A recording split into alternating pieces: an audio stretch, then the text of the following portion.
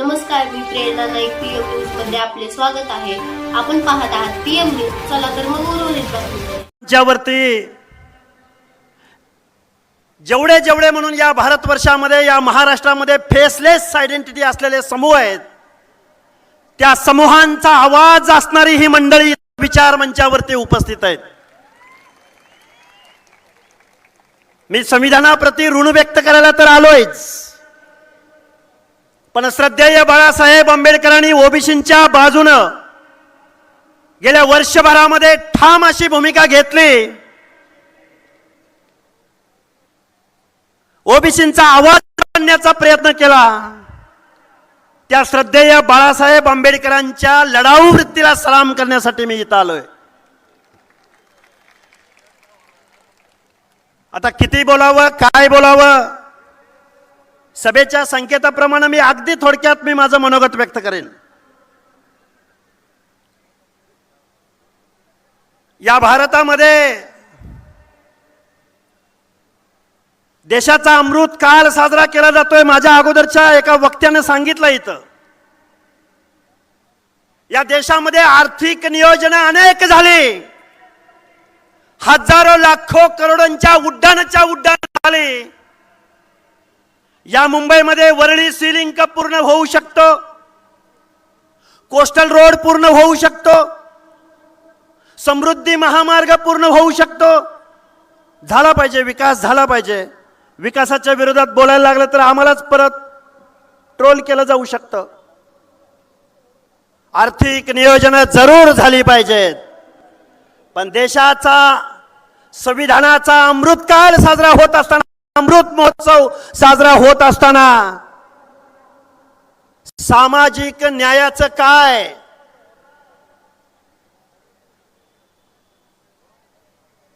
हजारो लाखो करोडो रुपयांची उड्डाणं होत असताना आजही आम्हाला सोशल जस्टिस मिळालेलं नाही. आज वंचित बहुजन आघाडीच्या माध्यमातून हा कार्यक्रम होतोय.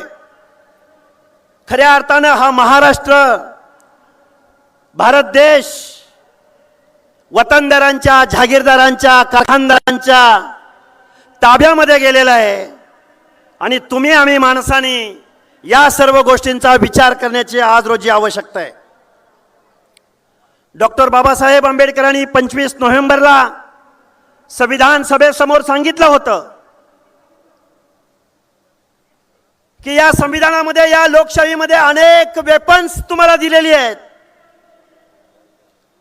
या वेपन्सचा जर योग्य वापर नाही झाला तर मात्र काही खरं नाही. मी अपिलिंग भाषेमध्ये मी तुमच्या समोर बोलतोय, म्हणून माझी तुम्हाला हात जोडून कळकळीची विनंती आहे.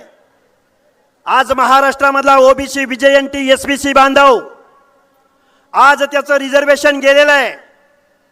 अशा परिस्थितीमध्ये या सगळ्या माणसांचा, शोषितांचा, वंचितांचा, पीडितांचा, गरिबांचा, कष्टकऱ्यांचा, सामाजिक दृष्ट्या मागासांचा, गरिबांचा, कष्टकऱ्यांचा, सामाजिक दृष्ट्या मागासांचा आवाज बनण्याचं काम महामानव डॉक्टर बाबासाहेब आंबेडकरांनी दिलं.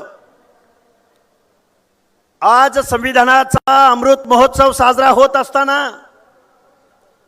बाबासाहेबांनी तुम्हाला आम्हाला लढण्याचा मूलमंत्र दिला. राजसत्ता आणि राजपाट हा मागून मिळत नसतो. मान, सन्मान, इज्जत, अधिकार मागून मिळत नसतात. तर त्यासाठी संघर्ष उभा करावा लागतो, लढाई उभी करावी लागते, आंदोलन उभं करावं लागतं. डॉक्टर बाबासाहेब आंबेडकरांनी तुम्हाला सांगितलं होतं, राज्यकर्ती जमात बना, शासनकर्ती जमात बना. आणि तुम्ही आम्ही काय बनलो? डॉक्टर बाबासाहेब आंबेडकरांनी तुम्हाला मला शिका, संघटित व्हा, संघर्ष करा, राज्यकर्ती जमात व्हा असंच बोलले का डॉक्टर बाबासाहेब आंबेडकर तुम्हाला शासनकर्ती जमात व्हा म्हणून? नाही. कारण या लोकशाहीमध्ये टाटा, बिर्ला, अंबानीच्या मताला जेवढी किंमत, तेवढीच गाव गाड्यामध्ये काबाड कष्ट करणाऱ्या ऊसतोड मताला सुद्धा तेवढीच किंमत. एक व्यक्ती, एक मत, एक मूल्य. पण तुम्ही आम्ही काय केलं? गावगाड्यातल्या शोषिताचा, वंचिताचा, पीडिताचा, गोरगरिबाचा आजही या लोकांना सामाजिक न्याय नाही भेटला. आता माझ्या शेजारी चव्हाण साहेब बसलेले आहेत, आपल्या वंचितचे पदाधिकारी. आजही या महाराष्ट्रामध्ये अनेक प्रश्न आहेत. एकच प्रश्न शेवटचा मांडेन. भटक्या विमुक्त जाती जमातीमधली, विजयंती अ ब प्रवर्गामधली माणसं, आजही देशाचा अमृत महोत्सव साजरा झाला, संविधानाचा अमृत महोत्सव साजरा होईल, पण गाव वगळ्यातला भटक्या विमुक्त जाती जमाती मधल्या लोकांचं आजही पाल गेलं नाही. पाल आजही मुंबई पुणे शहरामध्ये जमिनीशी समांतर पाल करून इथली ट्रायबल लोक, इथली भटक्या विमुक्त जाती जमाती आजही जीवन जगतात. या अमृत कालामध्ये या भटक्या विमुक्त जाती जमातीला आजही घर भेटलं नाही, आजही स्वच्छतागृह भेटलं नाही, आजही लोकसंख्येच्या प्रमाणात आर्थिक बजेट भेटलं नाही. एका बाजूला संविधानाचं गाणं निश्चित गावं लागल, एका बाजूला संविधानाचा अमृतकाल निश्चित साजरा करावा लागेल, पण दुसऱ्या बाजूला मात्र तुम्हाला आम्हाला शासनकर्ती जमात बनावं लागेल, तर आणि तरच तुमच्या आमच्यामध्ये परिवर्तन घडू शकतं. महाराष्ट्रामधल्या ओबीसी बांधवांना नवनाथ आबा, तुम्ही आम्ही समजावून सांगतोय, गेली वर्ष 2 वर्ष आम्ही आंदोलन उभं करतोय.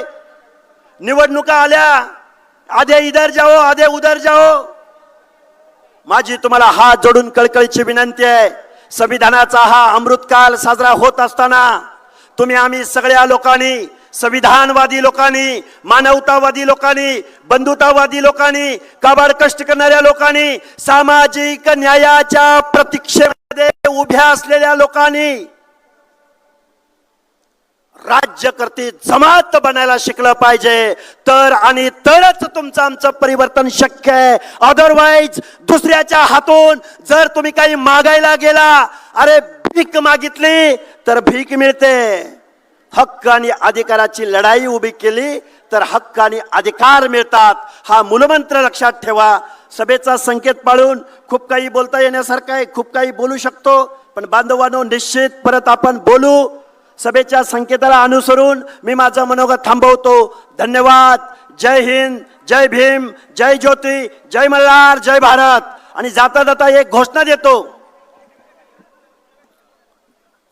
जय जय जय जय जय भीम, जय भीम, जय जय जय जय जय भीम, जय भीम. धन्यवाद.